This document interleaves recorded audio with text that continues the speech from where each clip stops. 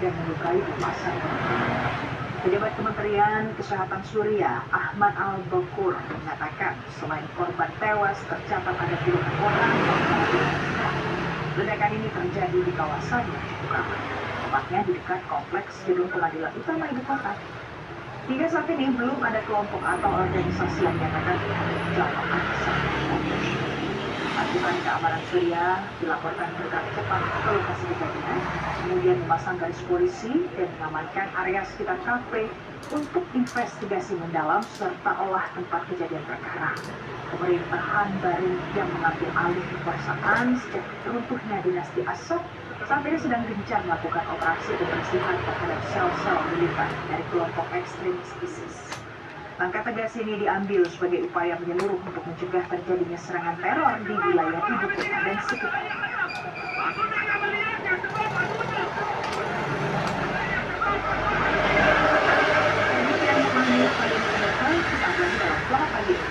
Pemain bertahan timnas Maroko, Rafael Masraro, yang menyatakan niatnya menjadi penghafal Quran usai pesta bola dunia 2026. Usai jeda.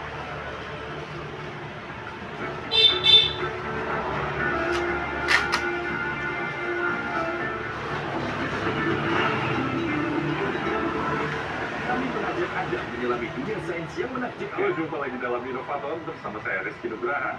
Pelajari gerak semut, mengurai kemacetan lalu lintas. Uji robot untuk mengatasi bencana nuklir di Fukushima. Memburu mineral langka di utara Eropa. Simak selengkapnya di stasiun televisi kesayangan Anda atau saksikan setiap saat di laman kami di inovator. Inovator, tayangan inovator. Setiap minggu jam 6:30 pagi.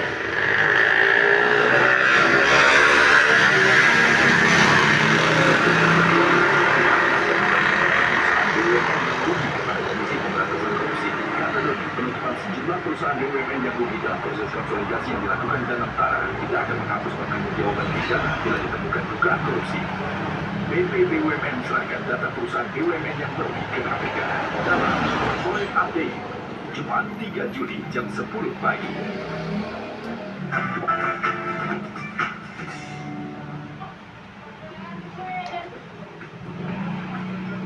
Sampai pemirsa, Pesta Bola Dunia telah memasuki babak krusial dan pagi ini kami hadirkan sejumlah rangkuman dan informasi untuk Anda. Reaksi melanjutkan hingga analisis sejumlah tim. Inilah Pesta Bola Dunia selengkapnya.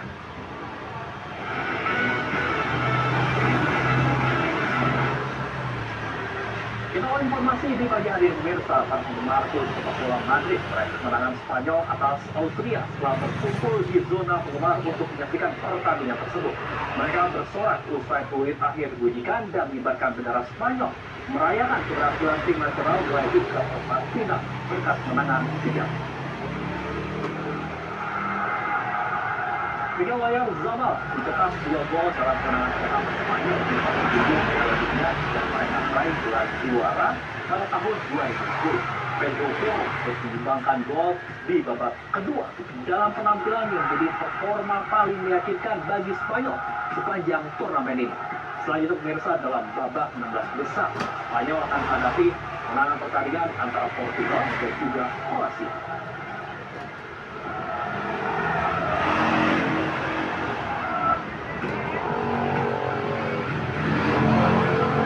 Spanyol berhasil melaju ke 16 besar usai mengalahkan Austria tanpa balas.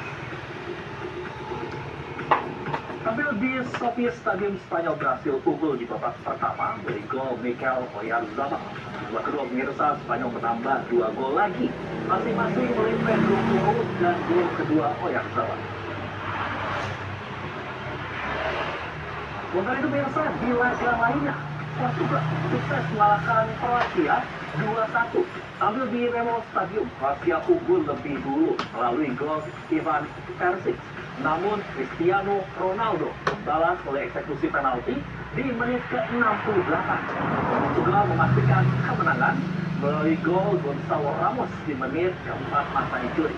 Menang 2-1 membuat Portugal maju ke babak 16 besar dan akan menghadapi Spanyol.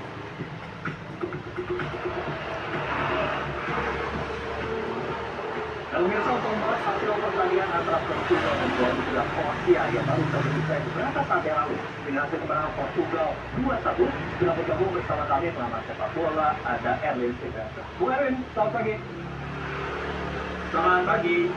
Baik, Bu Erwin, langsung saja kita ke pertanyaan pertama. Kalau kita melihat pertandingan di beberapa saat yang lalu, bagaimana saat Portugal menghadapi Kroasia ini seperti apa, Bu? Ya, pertandingan yang menarik, pertandingan yang memang ini kan memanggungkan Cristiano Ronaldo di kubu Portugal sama Luka Modric di kubu Kroasia. Dan hasilnya ketat, ya Portugal bisa menang tipis 2-1 dan di menit-menit akhir tadi sebenarnya Kroasia sempat menyamakan skor ya, tapi karena hasil VAR menunjukkan bahwa itu gol yang tidak sah, akhirnya Kroasia tetap kalah. Dan yang menarik adalah tadi pelatih dari Portugal, Roberto Martinez, di babak kedua kan menarik keluar Ronaldo, yang di pertandingan-pertandingan sebelumnya itu tidak dilakukan, dan tadi dilakukan di menit-menit sekitar 20 menit atau 15 menit sebelum selesai. Ronaldo ditarik keluar dan digantikan oleh pemain lain, dan akhirnya Ronaldo juga bisa menang. Kalau kita melihat antara Portugal dan juga Kroasia melihat dari skala squad terutama dari pemain juga ini, seperti apa Bung Erwin melihatnya, Bu? Jelas kalau dilihat dari kedalaman squad, pemain muda atau pemain seniornya, Kroasia kalah dibandingkan dengan Portugal ya. Portugal yang masih ada Ronaldo, ada Bruno Fernandes di situ, ada Nuno, ada Ruben Dias, Ruben Neves, ya